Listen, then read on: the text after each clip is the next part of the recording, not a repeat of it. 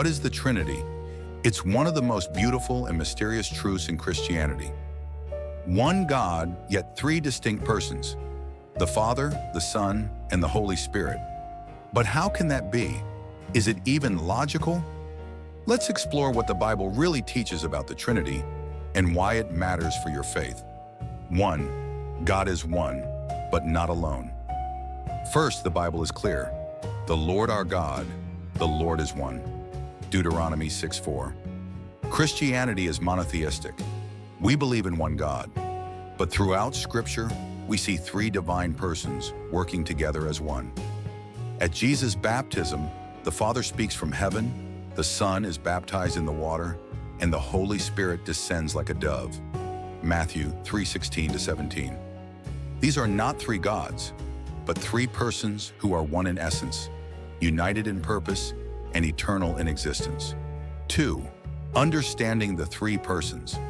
God the Father is the source of all things, the creator and ruler over all.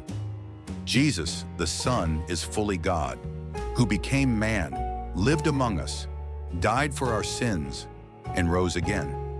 John 1:1 says, "In the beginning was the Word, and the Word was with God, and the Word was God."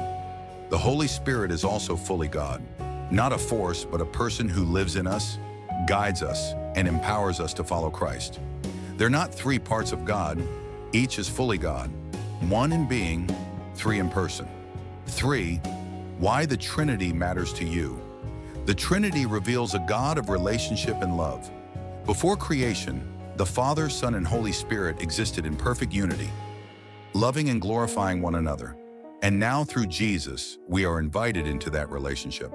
The Father adopts us, the Son saves us, the Holy Spirit lives in us. That's not theology for theologians only. That's personal, powerful, and life-changing truth. A mystery worth embracing, the Trinity, may be hard to fully grasp, and that's okay. God is infinite, and mystery is part of His majesty. But through Scripture, we come to know the God who is three in one, Father, Son, and Holy Spirit, united in love, working for our salvation. Worship Him, walk with Him, and grow in the joy of knowing our triune God. If this helped you understand the Trinity better, don't forget to like, subscribe, and share it with someone seeking truth. Comment below, what part of the Trinity do you want to know more about?